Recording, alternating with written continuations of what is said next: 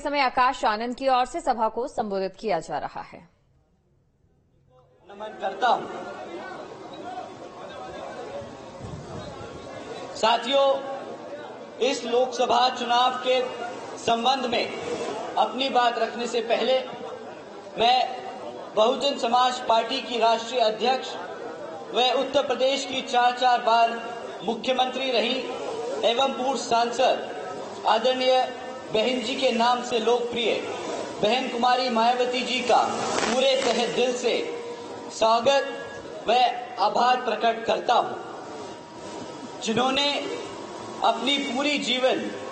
जिन्होंने अपना पूरा जीवन बामसेफ, DS4 व BSP के जन्मदाता एवं संस्थापक श्री मान्यवर साहब श्री काशीराम जी के बताए हुए रास्ते पर चलकर परम पूज्य बाबा साहब डॉक्टर भीमराव अंबेडकर जी के मानवतावादी व आत्मसम्मान एवं स्वाभिमान के मूवमेंट के कारवा को अपने आजीवन त्याग, तपस्या व कड़े संघर्ष के जरिए नई राजनीतिक ऊर्जा, शक्ति व पहचान दी है तथा उत्तर प्रदेश जैसे विशाल व महत्वपूर्ण राज्य में 4 बार अपनी बीएसपी पार्टी के नेतृत्व में सरकार बनाकर खासकर यहां बहुजन समाज के लिए ऐसी मिसाल बन गई है जिससे प्रेरणा लेकर करोड़ों लोग यहां सामाजिक परिवर्तन व आर्थिक तरक्की के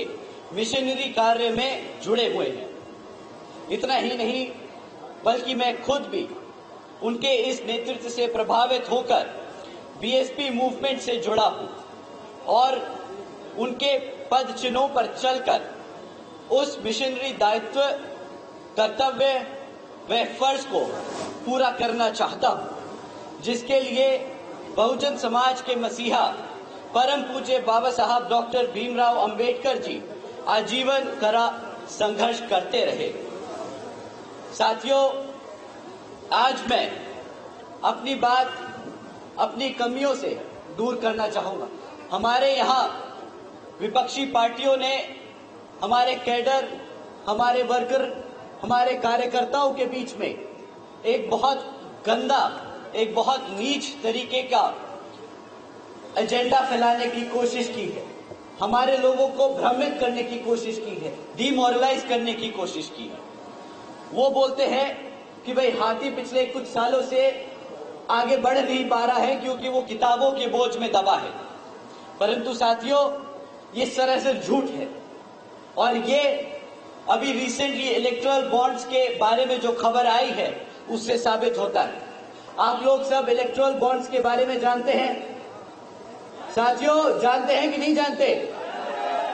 तो आप लोग ये भी जानते होंगे कि पिछले 6 सालों में इन इलेक्टोरल बॉन्ड्स के द्वारा 25 राजनीतिक दलों को 16,500 करोड़ रुपए मिले हैं। जानते हैं ना साथियों? परंतु इन 25 राजनीतिक दलों में एक पार्टी का नाम नहीं था। आप जानते हैं कौन सी पार्टी है जिसको? जब आप ये सब बखूबी जानते हैं कि बीएसपी ने आज तक एक भी रुपया किसी पूंजीवादी या कंपनी से पैसा नहीं लिया है, तो कैसे बोल सकते हैं कि हाथी पे किताबों का बोझ है? हाथी पे किताबों का बोझ नहीं, वो अपना कार्यकर्ता उस किताब को अपना कर्तव्य समझता है ताकि वो अपने मूवमेंट को आगे चला सके। जानते हैं ना आप सब साथियों कि बीएसपी ना कभी किसी पूंजीवादी के पैसों से लेके अपना इलेक्शन लड़ती है और ना ही आगे कभी लड़ेगी। तो साथियों, जैसा कि आप सब जानते हैं कि ये जो लोग बोलते हैं कि बीएसपी कार्यकर्ताओं पे बोझ डालती है, ऐसा कुछ नहीं।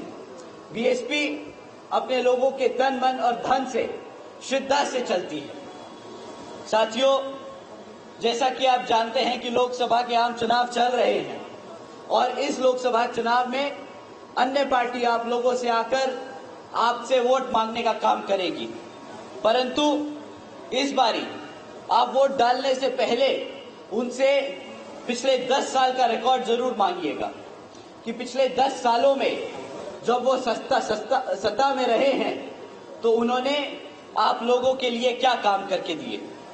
साथियों, आप जानते हैं कि बहन जी के सख्त आदेश हैं कि बीएसपी कभी मैनिफेस्टो जारी नहीं करती, बीएसपी कभी आने वाले 5 सालों के बारे में वादे नहीं करती। बीएसपी हमेशा अपने पिछले कामों को लेकर चुनावी मैदान में उतरती है और अपने सपोर्टर्स को बताती है कि किस तरह उसने अपने 5 साल के कार्यकाल में क्या क्या काम करे। तो साथियों, मैं भी आपसे दरख्वास्त करूंगा कि अब जब विपक्षी पार्टियां आप लोगों के बीच में आए और वोट मांगे तो आप उनसे पहले उनके पिछले 5 से 10 साल के कार्यकाल की रिपोर्ट कार्ड मांगिएगा। साथियों, बीजेपी की केंद्र में रही सरकार पिछले 10 साल से चल रही है और वह इस बार आप लोगों के बीच में गली मोहल्लों में घूम रही होगी, परंतु उनसे कुछ मुद्दों पर आप लोगों को सवाल करने हैं। साथियों, पिछले 10 सालों में न शिक्षा पे उन्होंने कुछ काम किया, न सुरक्षा पे कुछ काम किया, न यहाँ रोजगार के लिए कुछ काम किया। अब शिक्षा की बात करें तो साथियों, हम सरकारी स्कूलों के बच्चों के सर्वे सरकारी रिकॉर्ड्स में देखें